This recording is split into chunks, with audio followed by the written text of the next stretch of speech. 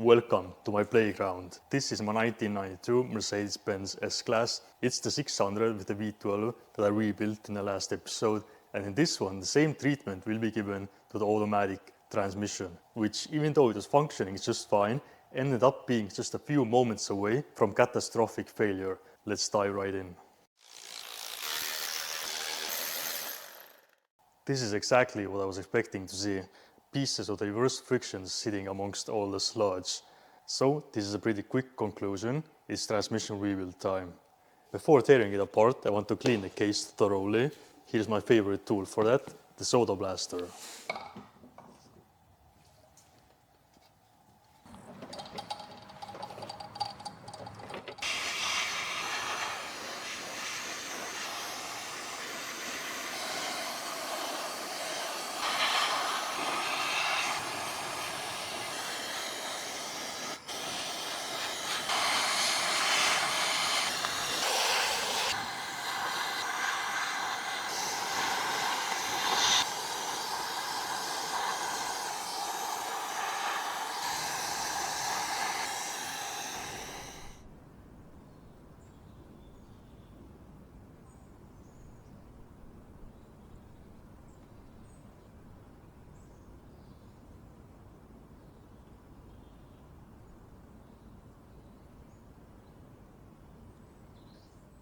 Now there's a lot to do on this transmission, but as the first thing, I want to take a look at the reverse frictions inside. That is the main issue that these really have. Let's get to it. Let's remove the throttle cable.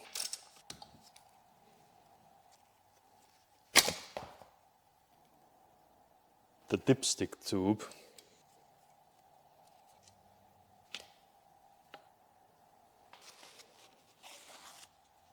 Now with the big dangly bits out of the way, it's time for the main attraction.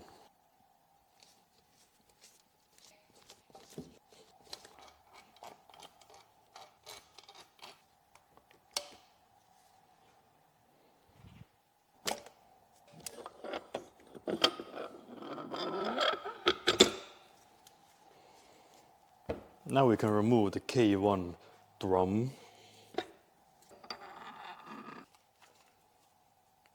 Here we have a set of washers and bearing. Now removing the front brake band for the K1 drum. Looks really good actually. You can still see the leathering, very nice. Now removing the overload protection switch.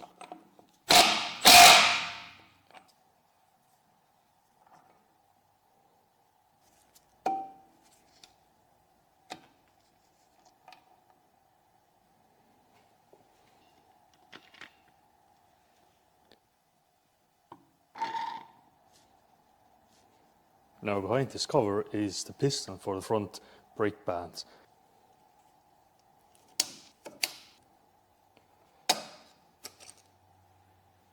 Two very stout springs behind here.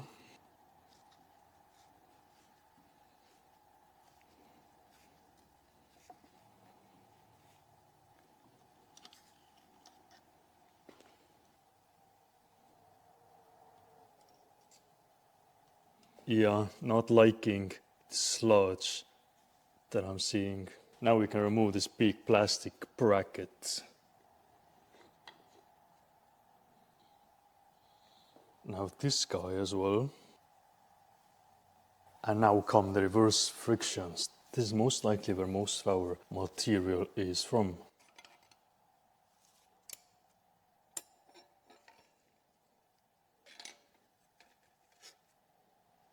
Wow, this is our first disc. I mean, it's terrible. Now a brand new one is supposed to be 2.1 millimeters. And here it is next to a brand new one. You can see the massive difference.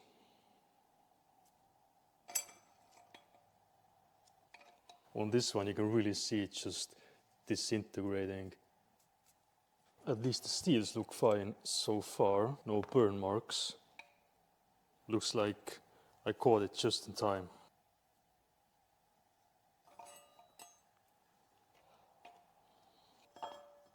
Anti-rattle clip coming out as well. Now you could stop here, install new reverse frictions, put it back together. I mean, anyone could do this. But my concern is with these 34-year-old seals inside the transmission, one of them would go any minute and you would need to tear it all apart again and do a complete rebuild. And so that's why I'm going all the way with this one. Let's continue. Now removing the piston for the rear brake bands.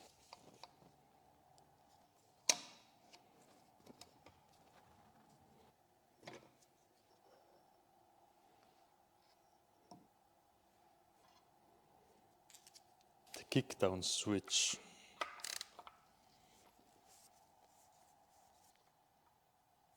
Now the kickdown on this car was not working, so let's test the switch and see if it's responsible.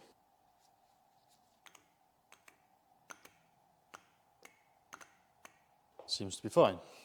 Now on the other side, let's remove the vacuum modulator.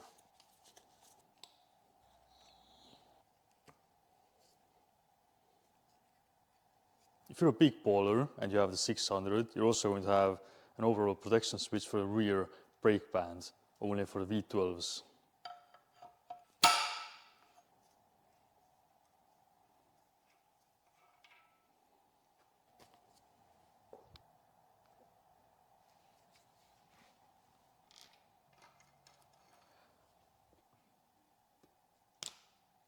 Oh yeah. It's time to remove the rear flange nut. Had to grind down my socket. It's too thick.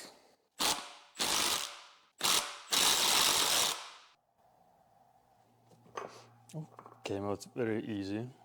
Now the tail shaft housing. Oh my God.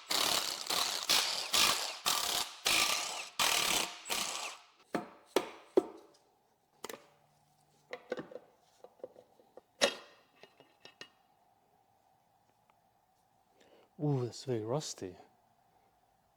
Huh. This must have been from all the oil draining down. Two washers as well. Take a look at this. The ball bearing in the rear case is also rusty.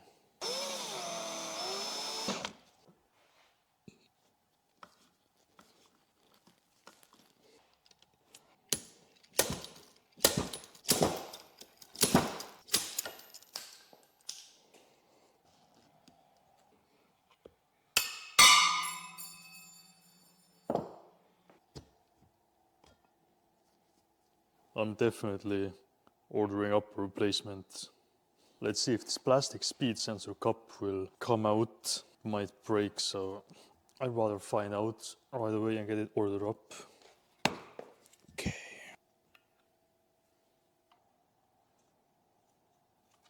Now the governor drive gear. Let's remove this cover. This is where the older models would have a secondary oil pump, so they could be push started.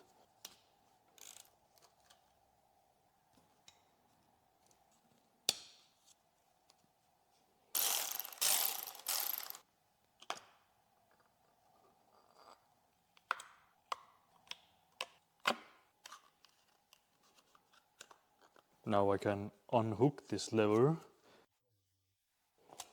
Oh.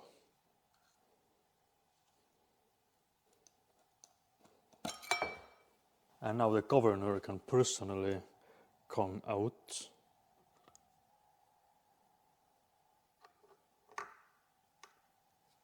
And now you can maneuver this guy out. Alright, let's get the vent tube out.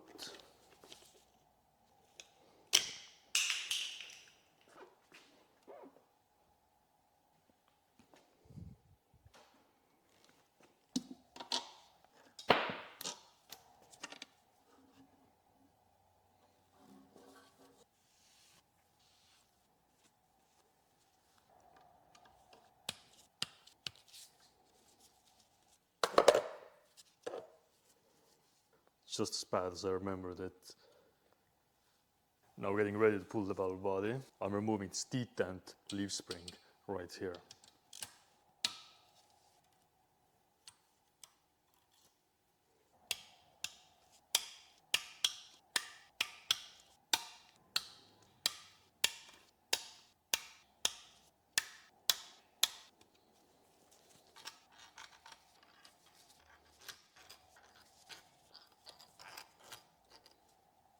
Alright, now nothing should fall out, but let me know if anything does.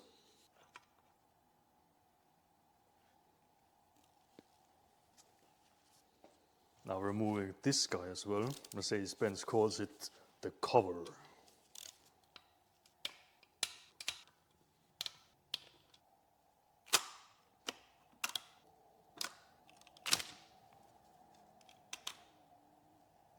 Now unbolting the shift shaft from the detent.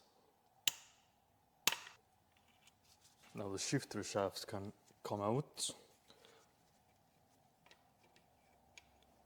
To replace the seal right here, you need to pull the valve body and remove it. I'm sure it's fun to do in the car. And now we can remove the detent. This is the guide for the rear brake band.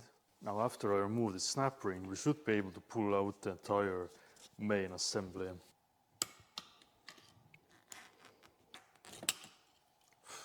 That took 10 minutes.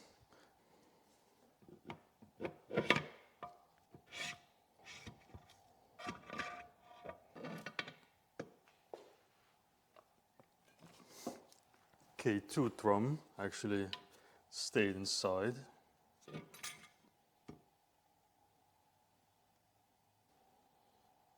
And now the rear band. A little bit of a scuffle to get this one out.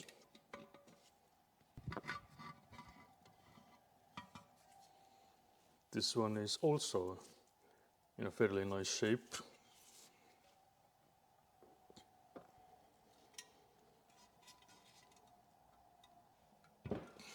And now the rear reaction valve. This O-ring in its bore can leak to the outside and you have to rebuild the entire transmission because you're not getting this one out any other way. And unbolting the K2 flange from the back.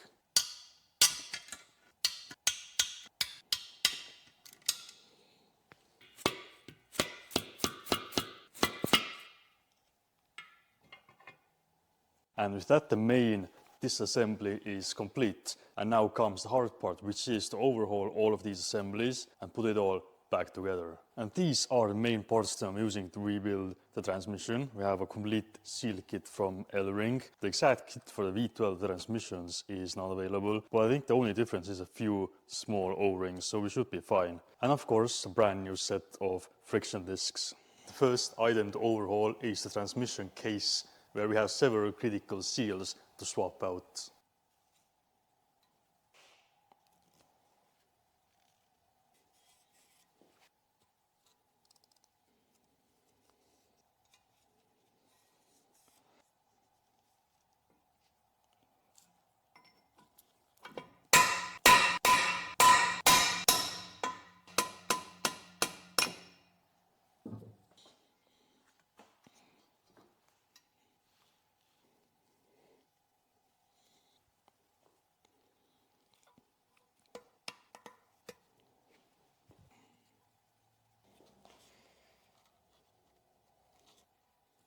Now, even though these were kind of difficult to punch out, you should be able to reinstall them just by hand.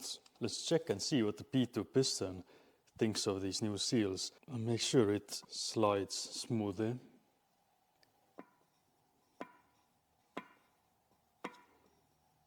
I think we would.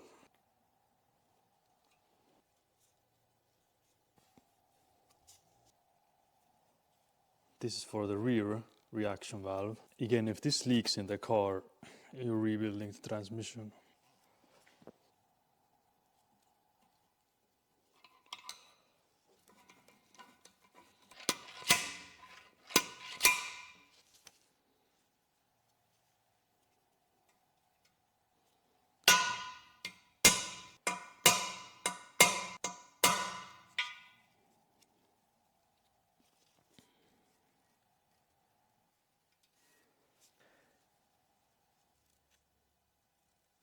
Now we're getting ready to install the K2 support flange. I need to swap out these Teflon seals.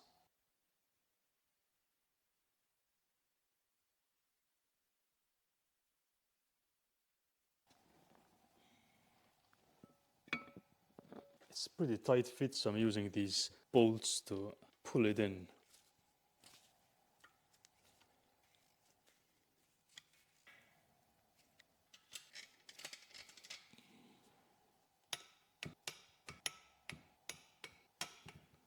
And that is the case all finished up. Now in this assembly we have our reverse piston, the transmission oil pump up front. We have to reseal this unit. Let's do it.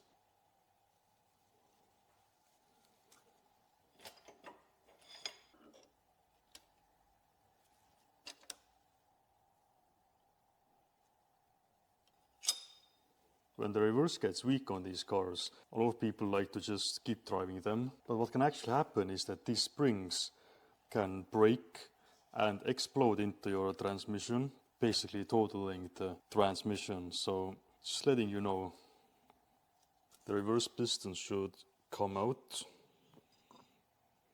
Okay, I just found something. So because the reverse frictions were so worn, the tolerances were out of spec. You can see where the K1 drum has grinded against the reverse piston. This transmission, even though the reverse was working just fine, could have blown up like a few miles from now. That's why you always need to rebuild these when they get to this kind of mileage, this kind of age. The reverse frictions always wear out.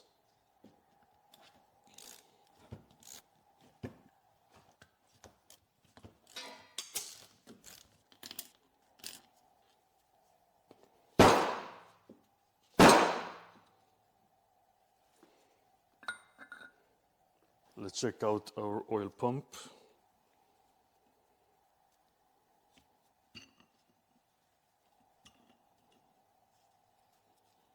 There's no scoring or anything alarming that I can see.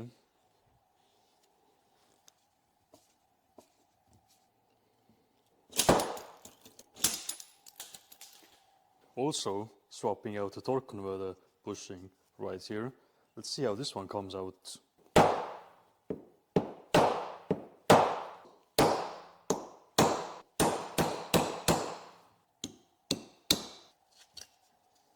This is the damage that we have from the fight, nothing to worry about.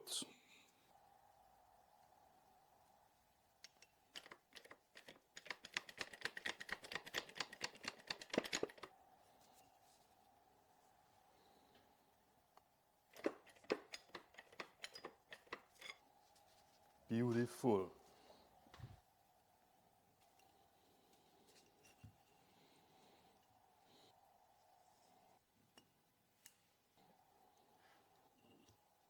There are these markings on both gears that face upwards.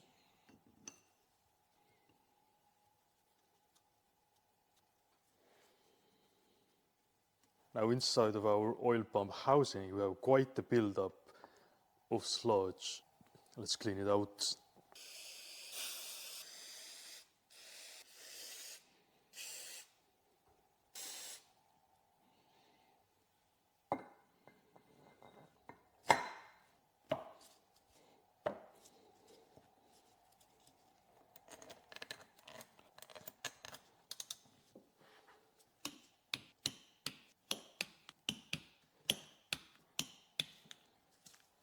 Now back on the reverse piston, let's swap out the lip seals.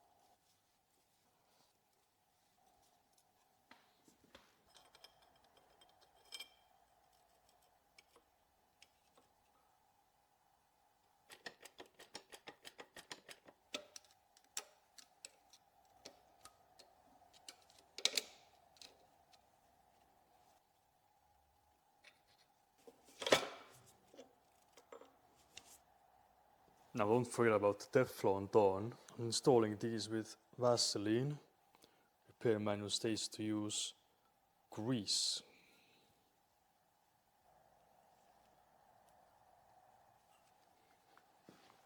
line this guy up. Nice. That is the reverse piston and front oil pump done. Alright, let's now rebuild the K1 drum. I'm not expecting to see much carnage in here.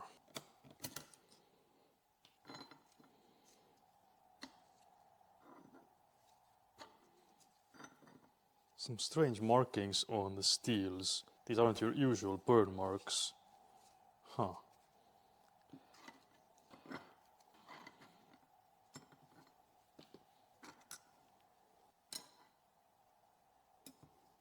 And we have some more press action.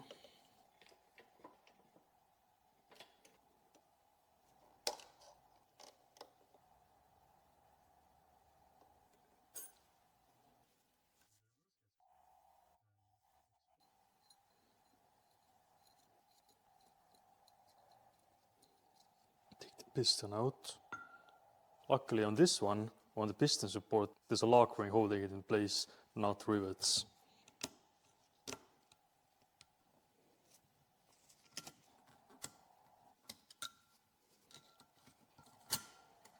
That took like 14 minutes of pure fighting.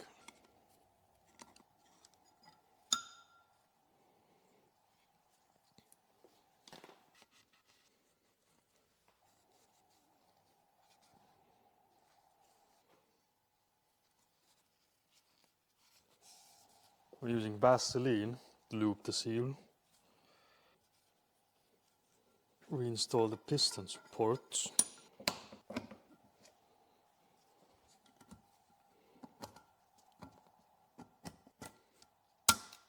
Now resealing the piston, we have 2 lip seals. Both of the lips are pointing down.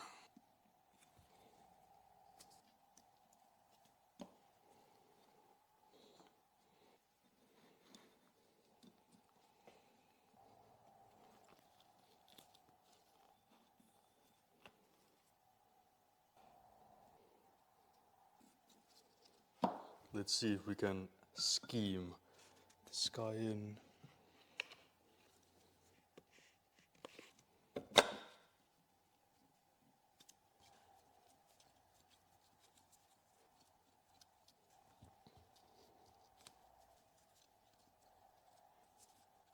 Make sure you count how many are missing and where they were missing from. For me it's those 2.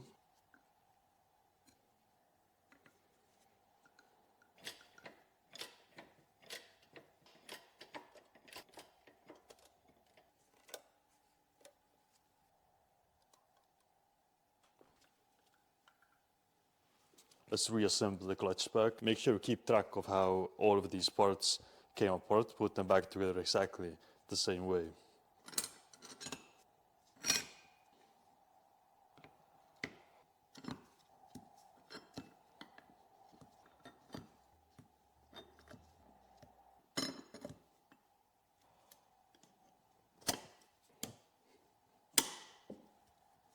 Let's check the release clearance should be between 0.7 and 1.3 millimeters.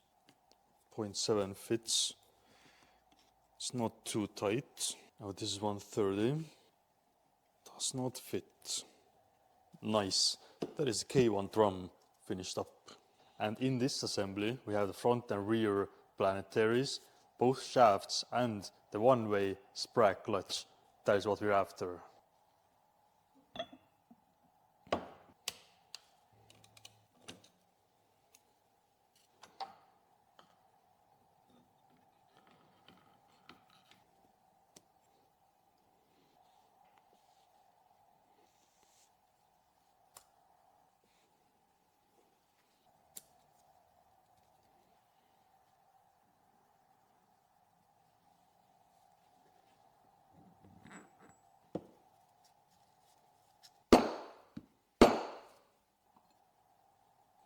Here's our sprag, only likes to turn one way.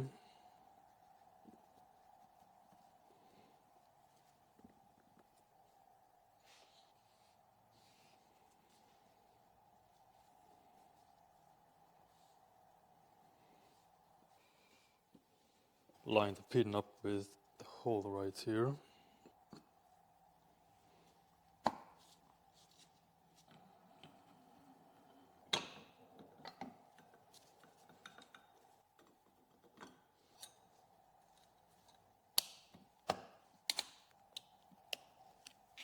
another Teflon ring here on the shaft.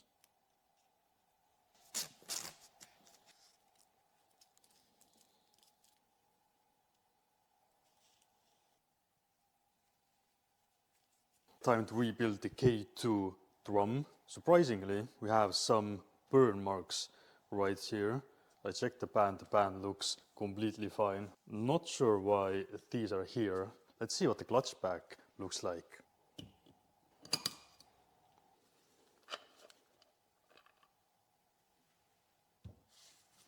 These look much better, much better. These have really no wear at all. You can still see the text and lettering clearly. No burn marks on the steels, which is nice.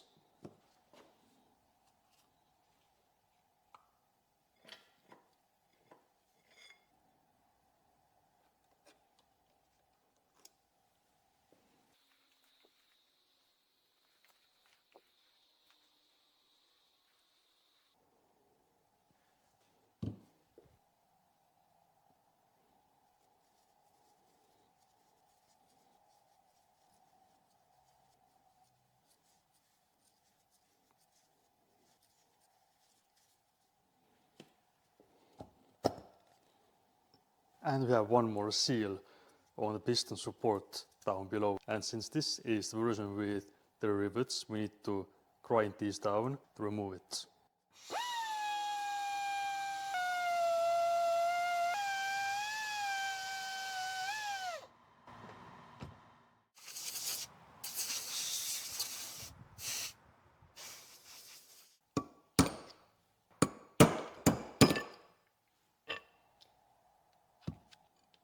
I was wondering where that was.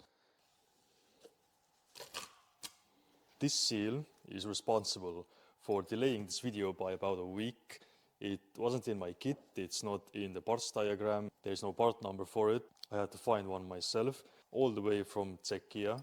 For some reason it spent 5 days in Poland, so I don't know what you guys did with it there. I'll put the specs on the screen in case you need one. I would order one just in case.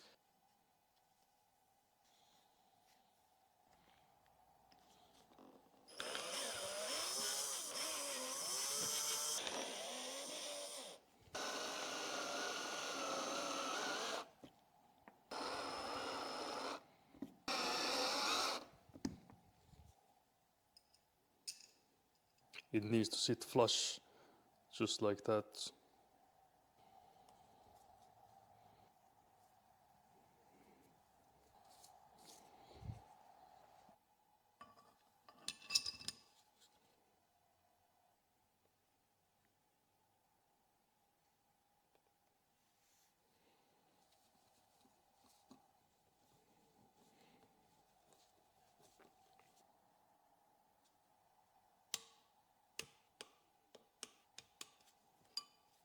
With the bolts that you use, you have to make sure none of them stick out from the rear. Has to be nice and flush. Let's reseal the piston.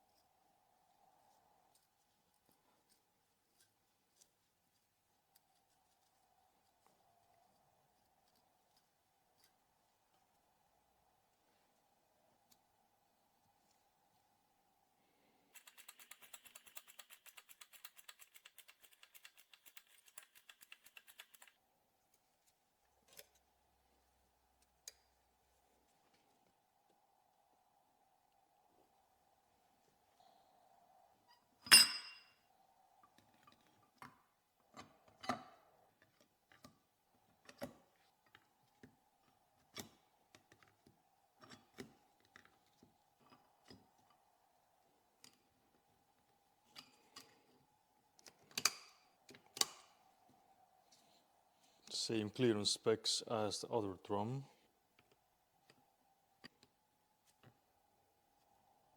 Nice.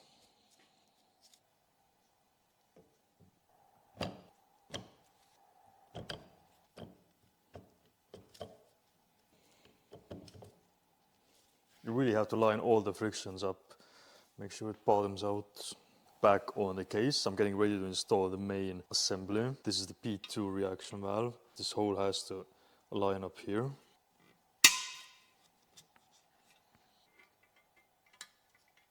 It's time to get the rear brake band installed. The bands in this transmission I'm not replacing because they are in such nice shape.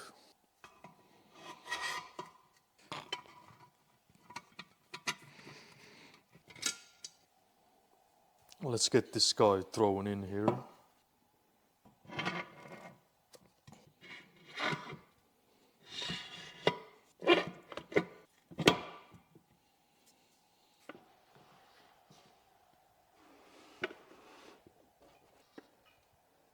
Now the planetary gear set installed correctly when this edge right here sits slightly lower than this one here in the case. Anti-rattle clip, these three here are taller than the others, that's where it goes. And the clutch pack.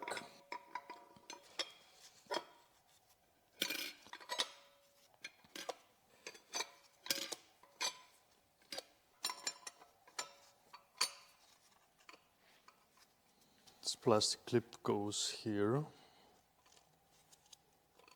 Time to install the K1 drum. Again, make sure all the teeth are lined up.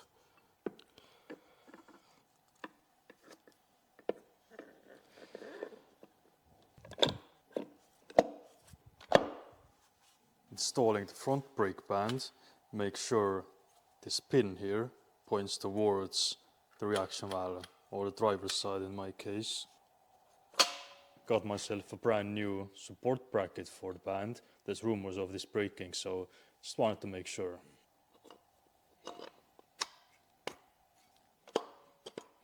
Getting ready to install the front reaction valve with overall protection switch. Need to swap out our seals here. These are hard as a rock. This is the worst O-ring I've ever seen.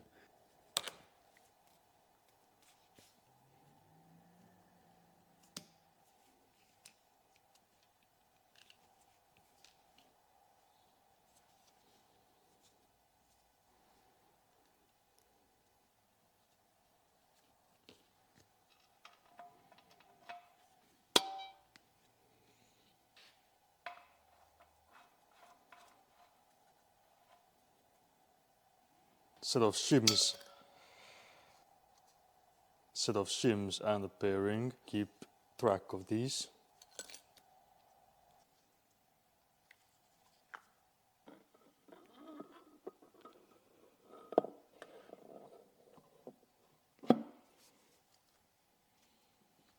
Some non-hardening sealant is in order for our bolts.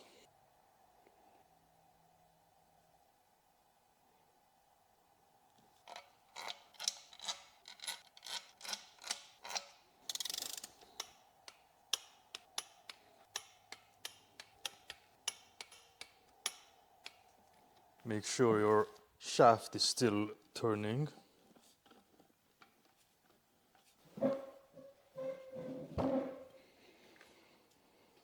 Now getting ready to install the rear band piston. A tip that I got was to actually not replace this Teflon ring. The new one will most likely need to be resized, and if you don't do it perfectly, the piston might get stuck in the bore and you're going to be in for a fun time.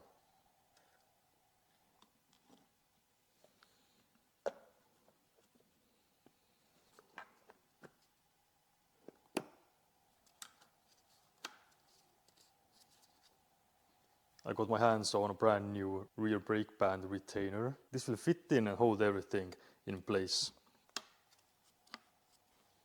Alright, I want to put the oil pan on for now, just so I can throw the transmission around a bit better. So we need to clean it all up. It's really a mess.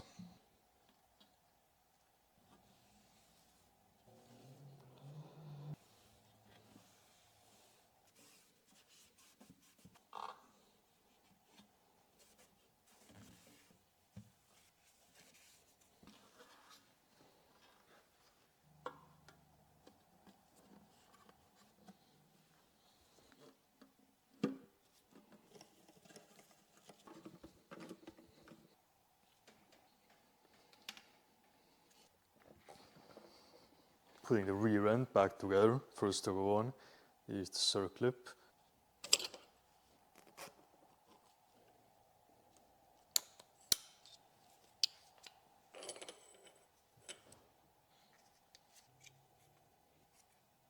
Installing the governor himself, you want to make sure these weights move freely.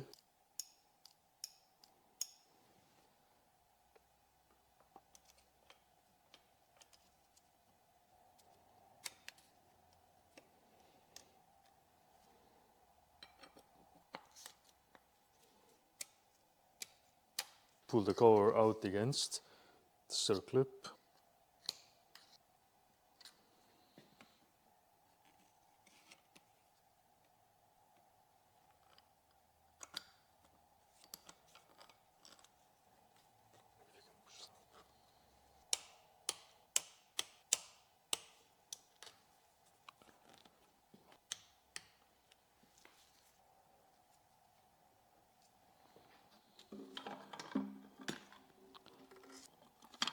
Putting the detent back in. Shift shafts.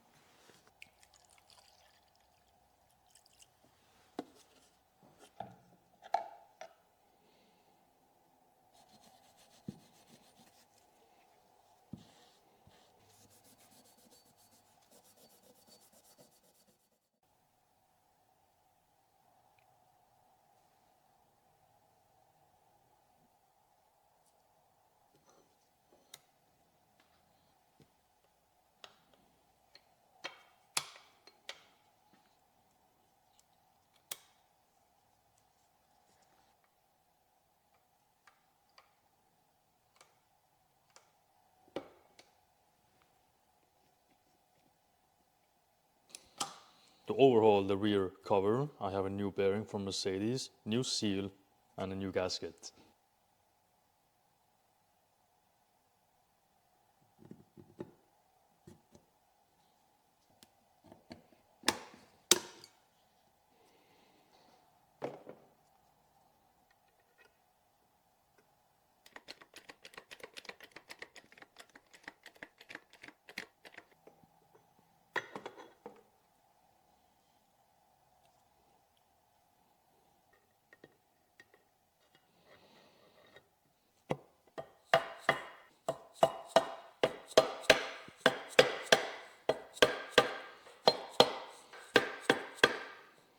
These bolts require sealant as well.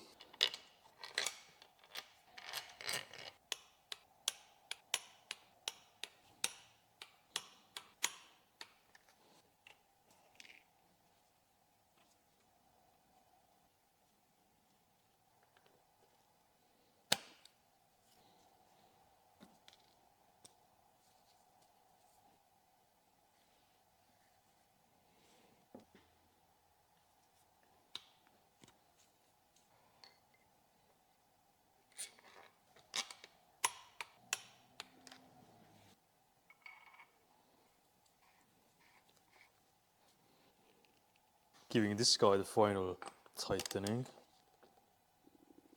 The torque spec for the reaction valves, only thing I couldn't find for this transmission. Brand new vent tube from Mercedes.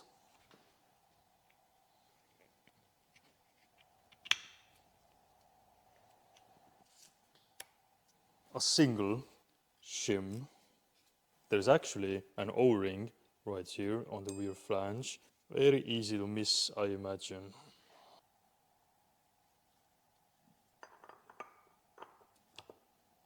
And a brand new nut.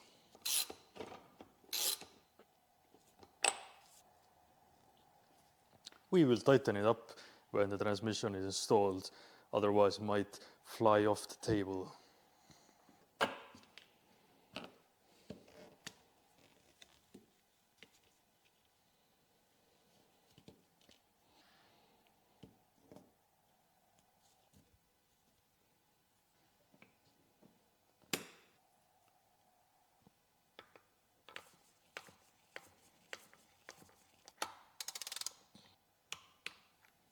Getting ready to install the front band piston, replace the slip seal right here, another O-ring, tiny O-ring right here.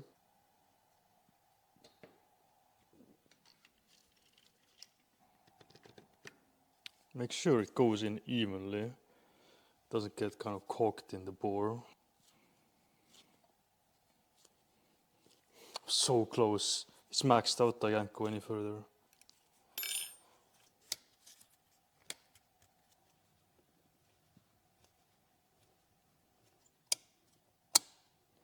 Holy shit, man.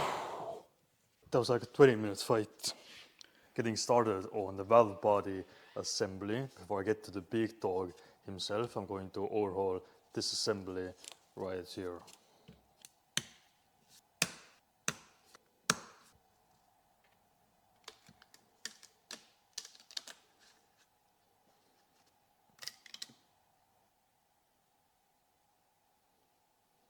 Oil tube, filters.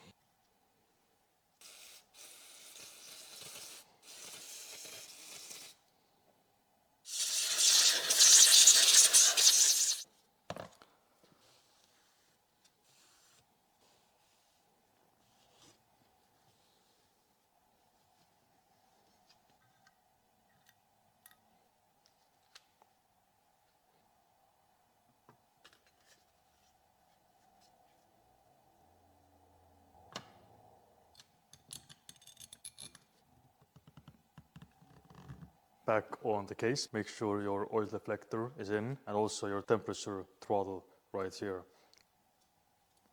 Make sure this guy is in.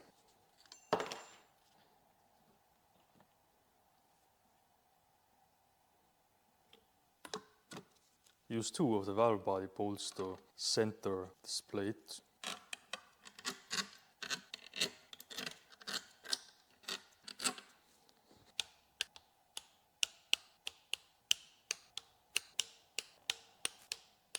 Installing the leaf spring for detent. Stiffening plate.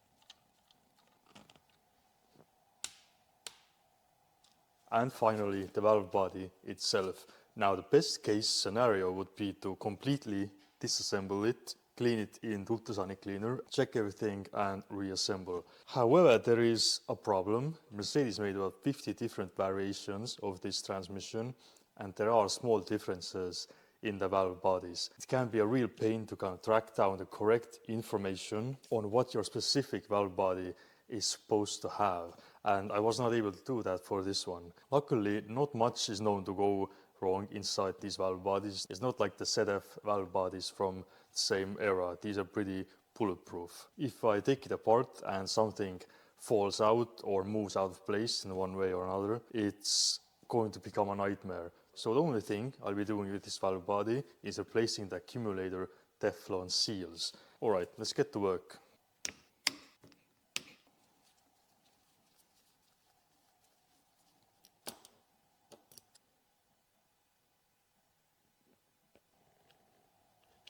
These plastic accumulators can crack as well. Make sure you inspect for cracks.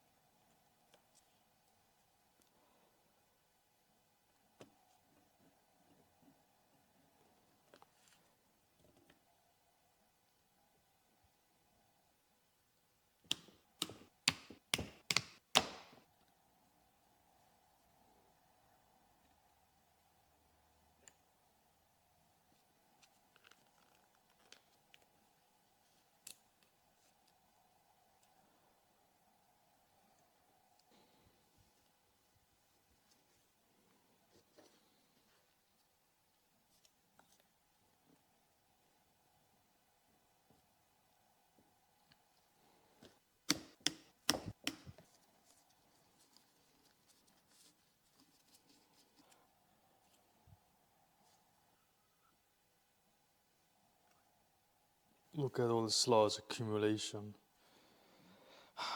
Really wish I could overhaul the entire valve body.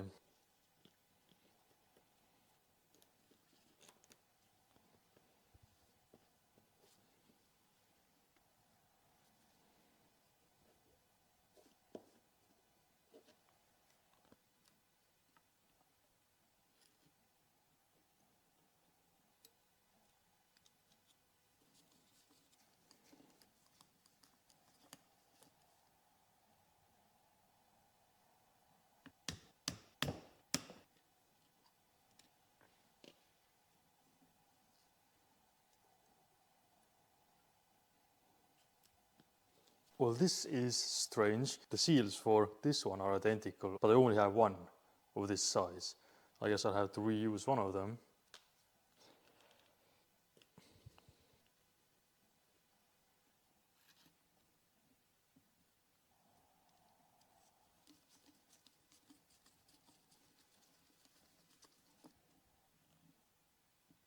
And that concludes the valve body adventure. I really wish I could have gone much further, but we should be fine. Let's get it installed.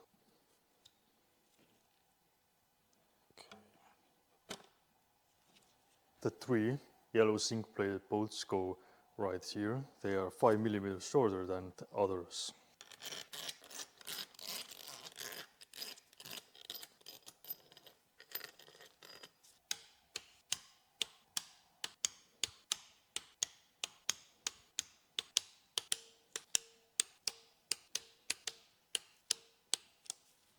And of course the filter.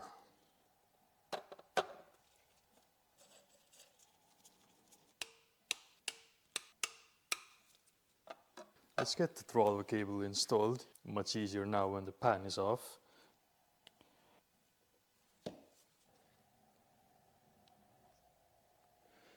Feel it engage. The oil pan going on for the final time.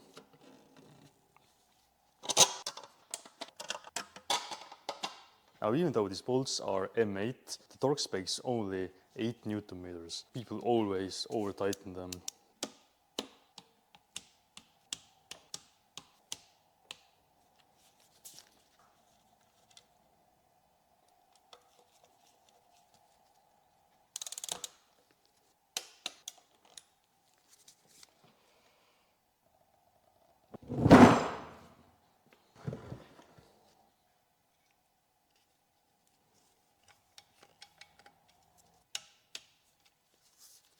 One of the last pieces to go on, the new vacuum modulator. The sealing cap on the old one is completely cracked, very common issue. There are several different versions, different colors.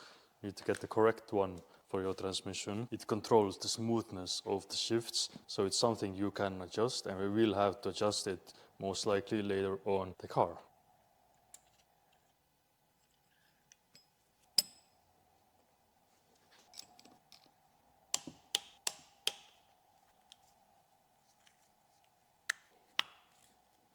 The neutral safety switch. Now you take a 4mm pin, insert it through here. That is to line it up, that's why I have all this adjustment over here.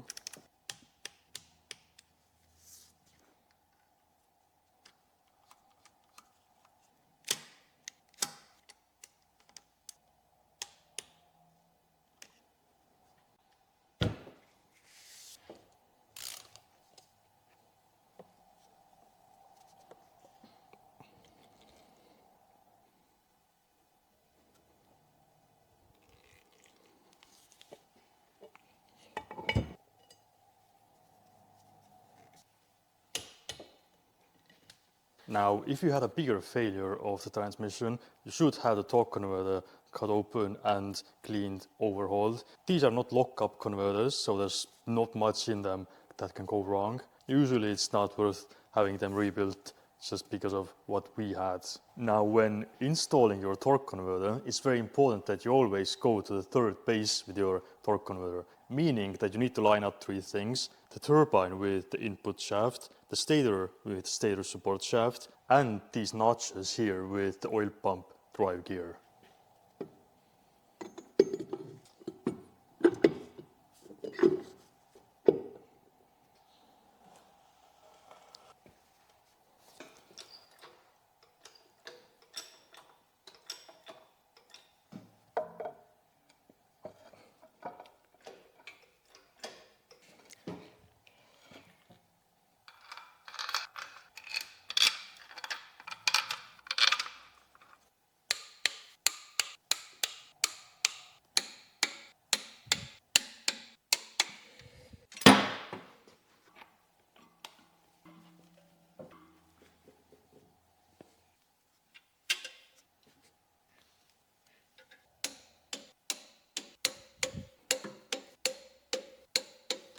Now we can close this up.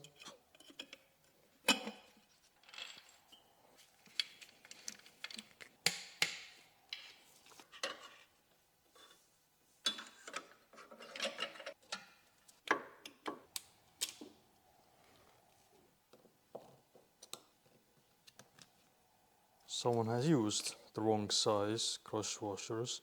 That's why they're so mangled up.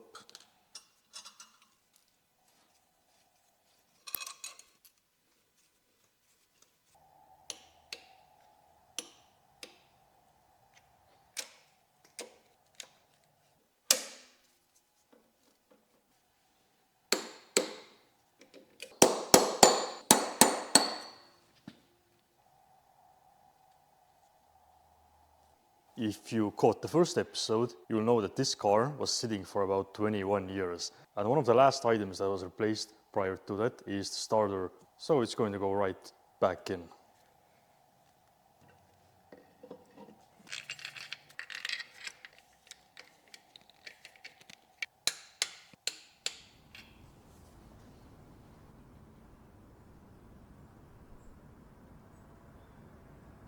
This truly was a close call. And it's also a great reminder to all of you to have a Mercedes from the 80s or 90s with a 4-speed automatic transmission. They all have this series of transmissions and same common issues, pretty much. I tried to make it look as straightforward as possible because it kind of is. Unless you get into the valve body, which I don't recommend, there's not actually a ton of mistakes that you could make. Famous last words. You might wonder what the cost of this rebuild was. Well, the parts were actually less than 400 euros, probably much less than a lot of you thought. I was planning to put the steering box rebuild into this one as well, but I'm going to fit it into the next episode instead. In the next episode, I'm going to reinstall the drivetrain and do a complete restoration of the engine bay. We had all these deep mechanical dives, and I don't know about you, but I'm really looking forward to getting a break from all that and doing a variety of smaller jobs instead in this engine bay. I'm going to get started on that, and I'll see you in the next one.